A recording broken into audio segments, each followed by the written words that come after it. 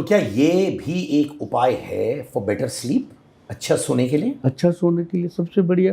अच्छा, जो आदमी कहता है मुझे नींद नहीं आती रात को, सर कमाल की चीज़ें हैं उसके लिए।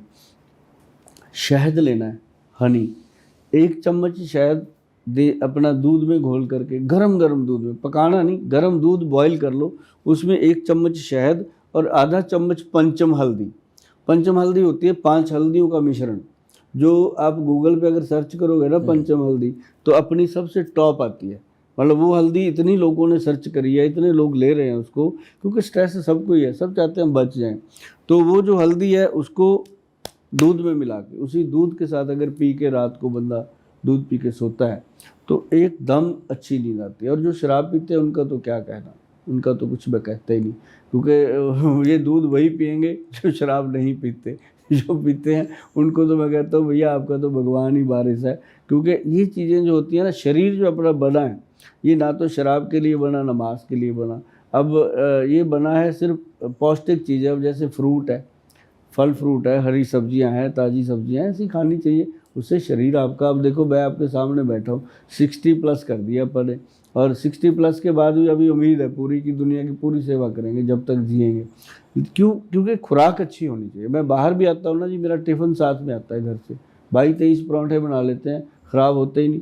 और वो जब भी 2-3 दिन बाहर होते हैं वही खाना, बाहर का जब खा लेते हैं तो ख़राब होना ही होना है। मैं ये नहीं कहता सभी लोगों को भाइयों कि आप बाहर जाते हो बाहर का मत खाओ, होटल नहीं बंद करने अपने, खाओ, लेकिन पौष्टिक आहार हमेशा खाना चाहिए।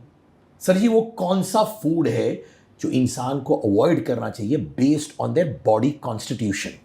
इसमें क्या है कि जैसे ना आप कोई भी जिसकी उम्र 40 से ऊपर चली गई है, आजकल तो वैसे मैं 30 वाले को भी बीमार ही मानता हूँ, बहुत कम हैं जो तंदुरुस्त हैं 30 ईयर के लोग।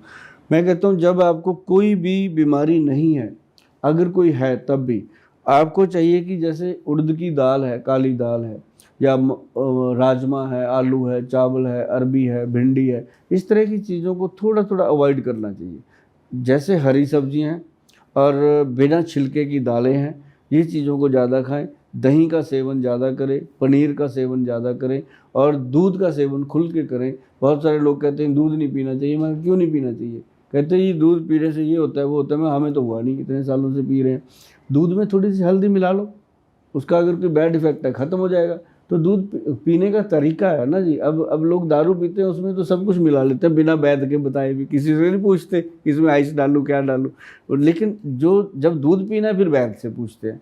ये मेरे को समझ नहीं आई कि शराब की दुकान पे लाइन लगती है, दूध वाले को घर घर जाके देना पड़ता है। क्या बात है ना, है ना? देखा तो वैसे ही है ना।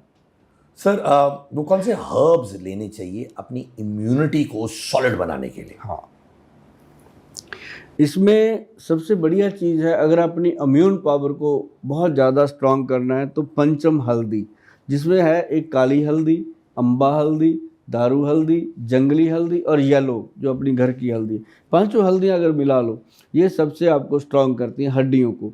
और अगर आप हर्ब्स की बात करते हो, जो मैंने पहले भी बताया, ये आपको बताता हूँ, इसमें अश्वगंध, शतावर, गोक्षुरा, मूसली सफ़ेद, कौंच बीज, ये सबसे बेहतर है। इसके बाहर जाने की ज़रूरत ही नहीं पड़ती। और जो लोग कहते हैं कि सदा शरीर गिरा रहता है, थका रहता है, उनके लिए हमने एक बनाया च्यवनप्राश। कौन से वेट लॉस प्रोसीजर्स होते हैं? आपने ऑफ कोर्स उपासना सिंह के बारे में बताया, क्या आपने उनको सजेस्ट किया जो बहुत अलग है, जो मॉडर्न डे टेस्ट होते हैं, लोग करते हैं कि यार ये करो तो वेट लॉस हो जाता है?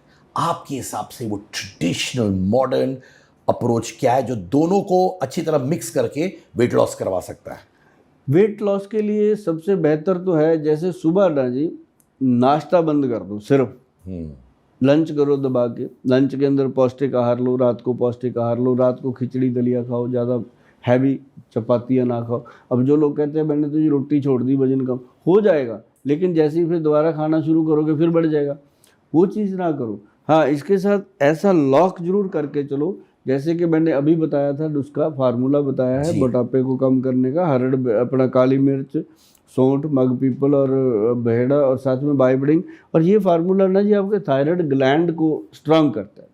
जो चीज़ थायराइड ग्लैंड पे काम करेगी वही आपकी बॉडी के विकास को उसी तरीके से करेगी। अब खली पहलवान है, उसका थायराइड ग्लैंड के साथ ही लिंक है। मेरे थायराइड ग्लैंड के साथ लिंक है। तो आपका जैसा थायराइड ग्लैंड होगा वैसा बॉडी का विकास होगा, उसी तरीके से फैट आएगी, फैट जाएगी।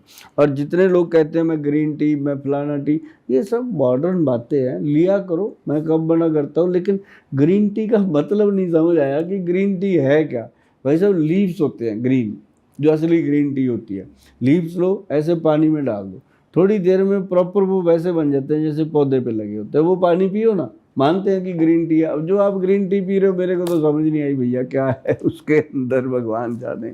लेकिन एक चलन हो गया है ग्रीन टी, ये टी, वो टी। मैं सबसे बेहतर कहता हूँ कि ब्लैक टी पियो, ब्लैक कॉफ़ी रात को 1 कप ले लो शाम को, और 1 दिन में ब्लैक टी ले लो। बॉडी बिल्कुल एनर्जेटिक रहती है। और जिनका फैट बहुत ज़्यादा है, उनके लिए हमारे वैद्य जी ने एक प्रोडक्ट बनाया है, कभी गूगल पे जाके लेना, वो www.vaidwan.com पे मिलता है। उसका नाम हमने रखा है गुलू गुलू। गुलू गुलू गुलू। तो वो गुलू गुलू कैप्सूल, गुलू गुलू टैबलेट और गुलू गुलू पाउडर,